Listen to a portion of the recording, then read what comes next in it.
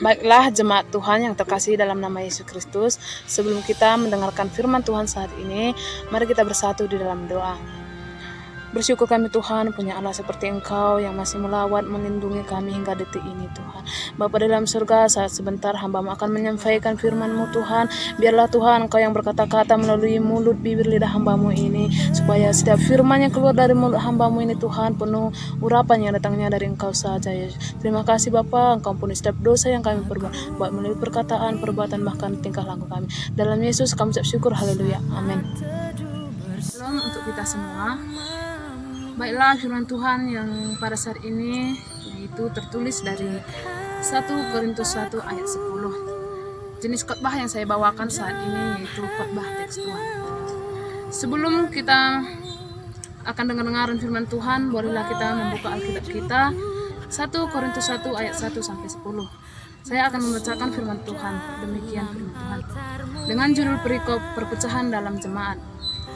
Tetapi aku menasihatkan kamu, saudara-saudara, demi nama Tuhan kita Yesus Kristus, supaya kamu seia sekata dan jangan ada perpecahan di antara kamu, tetapi sebaliknya supaya kamu erat bersatu dan sehati sepikir. Bapak Ibu yang terkasih dalam nama Yesus Kristus, pada saat ini, Ibu yang dikasihi Yesus Kristus, saya rasa kita sepaham bahwa persatuan akan mendatangkan kebaikan, baik itu di dalam keluarga maupun di sebuah organisasi yang pernah kita ikuti. Persatuan tentunya akan membawa kita kepada hidup yang tentram, dan melalui persatuan juga kita akan sampai ke sebuah visi misi kehidupan yang kuat dan kokoh. Kita bisa contohkan di dalam permainan sepak bola. Alangkah diperlukannya kesatuan di antara pemain ataupun kerja sama dengan mencapai misi tim untuk memasukkan bola ke gawang lawan. Bisa kita bayangkan jika ada perpecahan dan pengelompokan karena tidak ada persatuan, maka akan sulit untuk mencapai kemenangan itu. Oleh karena itu, persatuan hal yang sangat penting untuk mencapai sebuah kebersamaan. Bapak Ibu yang terkasih dalam Yesus Kristus, kita akan belajar pada hari ini bagaimana caranya untuk merawat persatuan. Di sini ada 3 cara yang bisa kita lakukan dalam 1 Korintus 1 ayat 10, yaitu untuk merawat persatuan. Kita dapat melihat yang pertama yaitu seia sekata. Bapak Ibu Saudara yang terkasih dalam nama Yesus Kristus, menurut teks aslinya, nasihat ini diterjemahkan supaya kamu semua terus berkata yang sama. Versi yang lebih modern untuk memilihnya yaitu supaya kamu semua setuju dengan satu dengan yang lain. Budak-budak Kristen menjadi milik dari seorang wanita terhormat bernama Chloe berkesempatan untuk mengunjungi Korintus, dan mereka kembali dengan cerita sedih tentang perselisihan dan perpecahan. 2 kali Paulus menyapa jemaat Korintus sebagai saudara-saudara. Dalam kata itu ada tersembunyi alasan.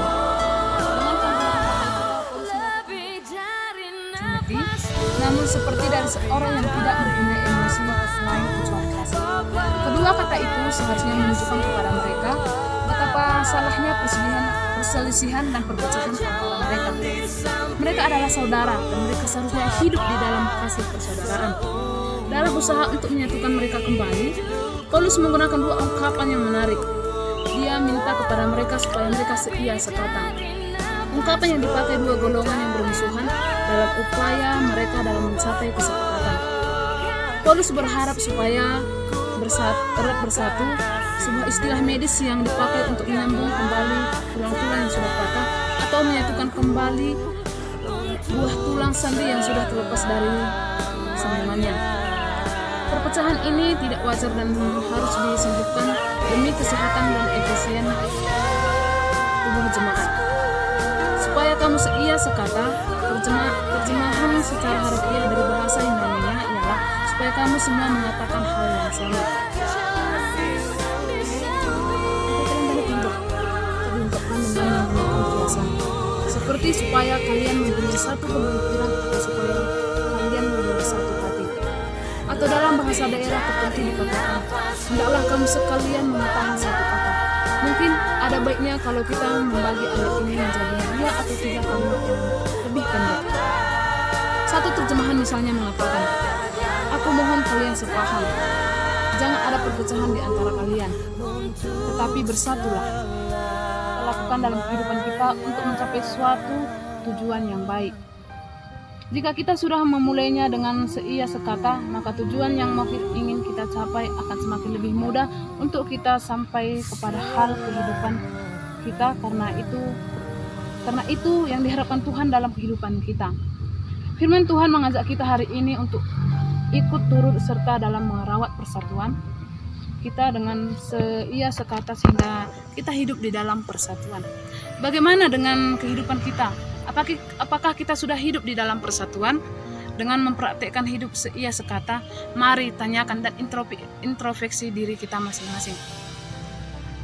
Poin kedua yang dapat saya sampaikan pada saat ini yaitu menjauhi perpecahan. Bapak, Ibu, Saudara yang terkasih, dalam 1 Korintus 1 ayat 10, Paulus mengidentifikasi 4 golongan dalam jemaat di Korintus. Mereka belum memisahkan diri dari jemaat. Kelompok-kelompok tersebut masih berada dalam jemaat.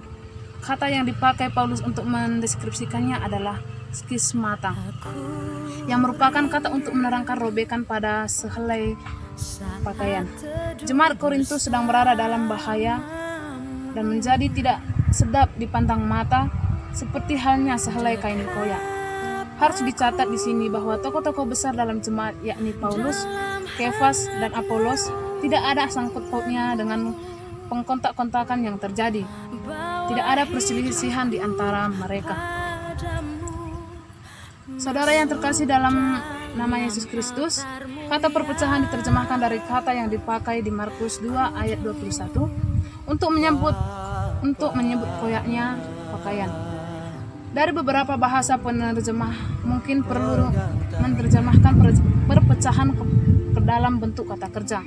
Misalnya, janganlah kalian berselisih satu dengan yang lain, atau jangan saling bertengkar, ataupun jangan bertengkar sampai terpisah-pisah atau terbelah-belah menjadi beberapa kelompok. Kata ini diterjemahkan dari kata yang dipakai juga oleh beberapa kelompok oleh Markus 1 ayat 19. Untuk pekerjaan yang memperbaiki jala yang koyak, kita perlu menekankan bahwa Paulus menulis surat ini kepada semua orang Kristen di Korintus. Pada saat itu hanya ada satu jemaat yang rupanya bertemu di suatu tempat.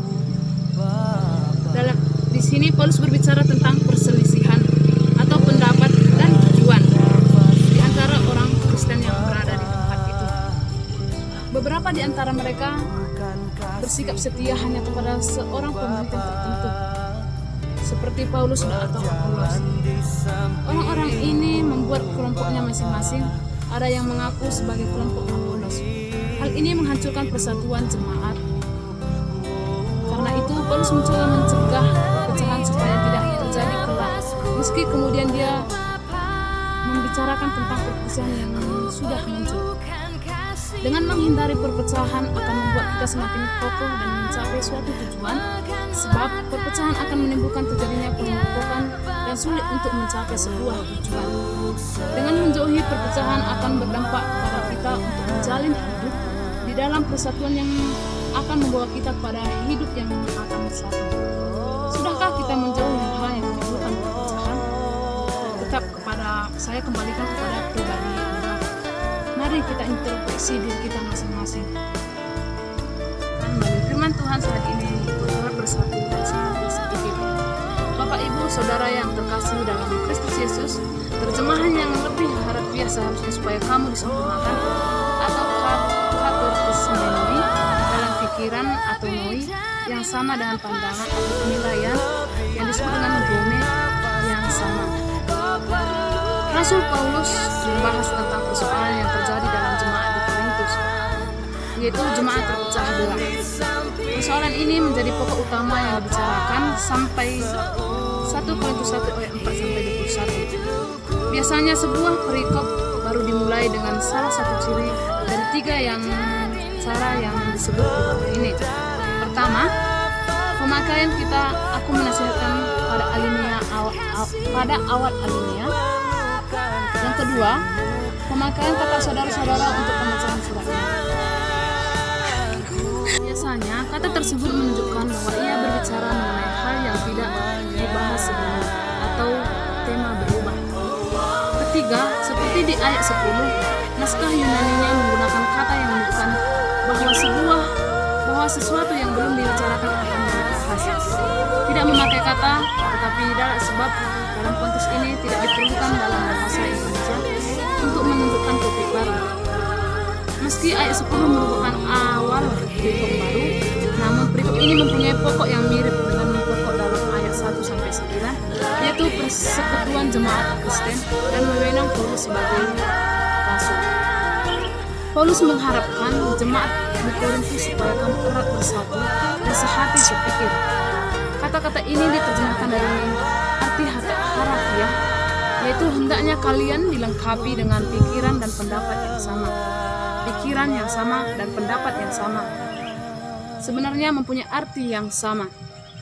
Dengan demikian, apabila bahasa sasaran hanya mempunyai satu istilah atau ungkapan, dua kata atau ungkapan dalam terjemahan, dalam bahasa Indonesia, ungkapan tersebut dapat juga diterjemahkan menjadi mempunyai pemahaman dan pendapat yang sama.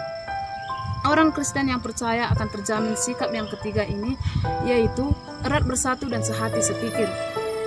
Sebagai keluarga Kristen, kita harus hidup sehati sepikir untuk mencerminkan kehidupan yang berpengaruh bagi orang yang ada di sekitar kita. Sudahkah kita erat bersatu? Atau sudahkah kita sehati sepikir? Mari kita renungkan sejenak. Jemaat Tuhan yang terkasihi dalam Yesus, inilah hal yang terakhir atau kesimpulan atau penutup yang dapat saya sampaikan pada semua jemaat Tuhan yang terkasihi dalam nama Yesus Kristus, yaitu sebagai orang yang percaya, kita harus tanamkan hidup bersatu dengan sesama dengan cara seia sekata, menjauhi perpecahan dan erat bersatu dan sehati sepikir supaya terjalin hidup satu tujuan dengan sesama. Mari kita bersatu dalam doa. Terpuji termuliakan namamu Bapa atas segala berkat bawa hidupku padamu, masuk dalam altarmu yang menyampaikan firman. Biarlah Tuhan setiap firman yang Tuhan sampaikan yang dapat kami jalankan di dalam kehidupan kami. Terima kasih Bapak, berkati juga jemaat yang telah mendengarkannya supaya mereka dapat merenungkannya di dalam kehidupan mereka dan menjadikannya sebagai rema di dalam kehidupan mereka. Terima kasih Yesus, Engkau ampuni setiap dosa dan kesalahan kami. tinggal di dalam hati.